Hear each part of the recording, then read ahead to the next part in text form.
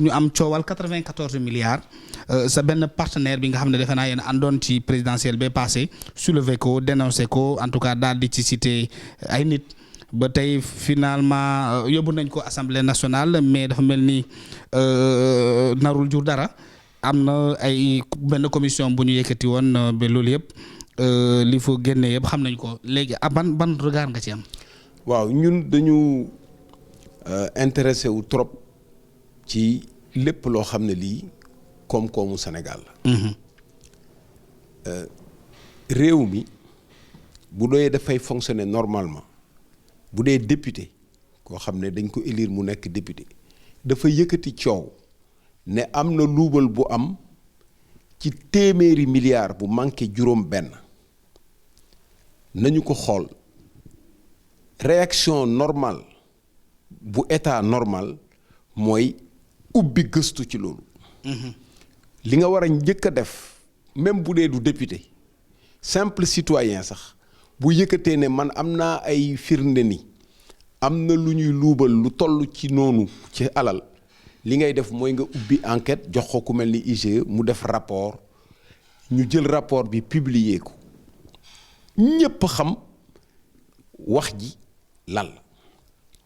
mais loolu gisuñu ko. dañu commencé di wax way amul am na lu mu ci bokkoon bokk na ci kii bokku ci kii moo ci bokk kii la ñu weexal kii weexaluñ ko kii bokku ci loolu déjà état bu normal. c'est pas réaction du respecter sénégalais réaction normale am moom mooy mu ubbi enquête ñu xam les faits lan moo xew. ñaareel ba bi ko honorable député Ousmane Sonko yëkkatee. yemul ci yëkkati ko dafa porter plainte ba pare wax ne da koy def ñu yëkkati ko amul réaction lu motti at ba assemblée nationale ñëw yëkkati ko def commission parlementaire wuyuwu ko mais déjà baax na am na commission parlementaire mais commission parlementaire bi moom moo confirmer léegi que waxu 94 milliards am na. moom moo confirmé ni am na alal juñ ci fay moom moo confirmé ni am na nit ñoo xam ne ñii bokk nañ ci te war nañu xool seeni responsabilité kon loolu nekk na loo xam ne lii avancé la ci dossier bi nag dafa xaw a bizarre tuuti ci man maanaam dafa am lu ci leerul li ci leerul mooy ci ni ñu ko comprendre dafa am ñoo xam ne dañu am seen suuf état war ko nangu fay leen te ci constitution bi dañ ne balaa ngaa nangu da ngay fay. boo fayee jël suuf si loolu tardé boo xam ne bii ba am ku jóge fële jënd problème boobu problème bi di jar 2 milliards et quelque. ci li ñu wax. ci li ñu wax nga jënd problème bi. di ko togg ba mu nekk 94 milliards maanaam nga def ci ay expertise def ci ay yëf ak temps bi ngay calculer ba mu nekk 94 milliards léegi dañu war a xam ndax état bi dafa nangu fay loolu bu amee lu dangereux la que Sénégal am état bi war a régler problème bàyyi ko fa muy nëb. mënu ko régler ba kenn ñëw privé jënd ko ba jaayaat ko état bi loolu bu amee ça veut dire que kooku def na bénéfice ci ndoddu état bi bu toll ci juróom-ñeent fukki milliards. kooku état bu ko nangu def nga ngandi erreur donc aujourd'hui réaction normalu état bu coow loolu amee li nga war a njëkk a def comme mesure conservatoire mooy nga bloquer lépp. jëlal sa bopp dossier bi xool fan la toll est-ce que procédure bi ñu war a indemniser entamé nañ ko est-ce que niñ ko entamé yoon la nga jël toutes les mesures conservatoires s'il le faut yow en tant que état nga jëlal sa bopp dossier bi ku ñu war a fay nga fay ko ku ñu war a indemniser nga indemniser ko mais doo bàyyi di seetaan dossier mu jar 2 milliards 5 3 milliards ba 4 muy dem di dem ba war la jural 94 milliards ci ndoddu sénégalais yi loolu moo njëkk a lëndëm ci dossier bu ñu demee nag ba sunu état mënatul ñu leeralal ay mbir ñu ngi ci problème moo tax dossier bi dafa bare ay interrogation ay laaj. est-ce que du ni ci Mamour Diallo bokkee ki nga xam ne moom ci nguur gi la bokk. ak képp ku ci mun a bokk. même Ousmane Sonko. man nekkuma ci ay affaire tur. Ousmane Sonko wax naa la rôle am ci dossier bi leer na nañ te Ousmane Sonko boo seetloo dossier yi muy soulever yépp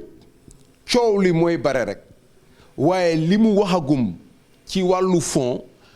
gisaguma ko ko teggi. gisaguma ko ko teggi. waaw maanaam daal na nguur gi daal def liggéeyam. liggéey bi mooy nga leeral mbir yi ne nii la demee. nga bloqué ba fexe Sénégal du ci perte xaalis boobu. bu boobaa amee nag nañu am honnêteté décorer Ousmane Sonko ne am nañu député boo xam ne bii yëkkati na kàddu ba Sénégal jël ay mesures ba xaalis bi ñu naroon perte ñu ko.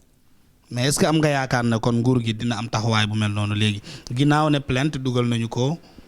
léegi bu dee yegg nañu foofu ba yegg ci justice dafay gën a yomb parce que bu ñu defoon rapport yi ba ñëpp yëg ko ba ku nekk def sa point de vue il faut que mu am ko koy àtte fi mbaxane doone benn mooy justice. comme yegg na justice dañuy bàyyi justice nag mu ubbi dossier bi ñi xam li xew loolu moo principal li leneen li yëpp c'est secondaire kii tooñ na ma fii kii wax na ma fii kii waxuma loolu am na solo mais li ëpp solo mooy lan moo xew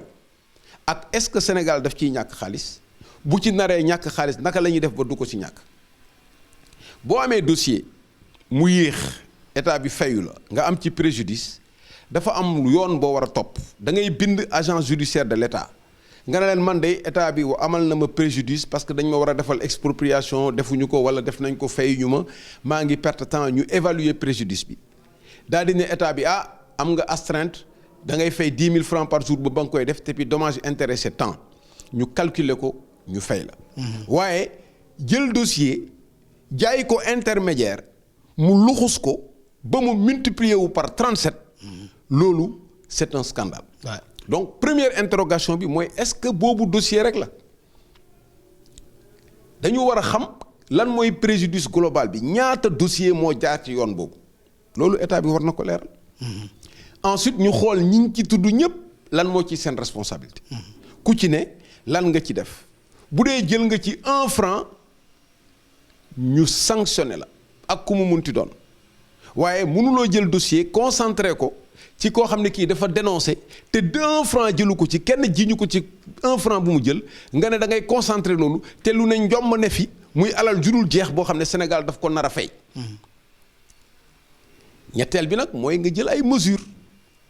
pour ëllëg jël mesure pour ëllëg ba nga xam ne domaine u état foncier bi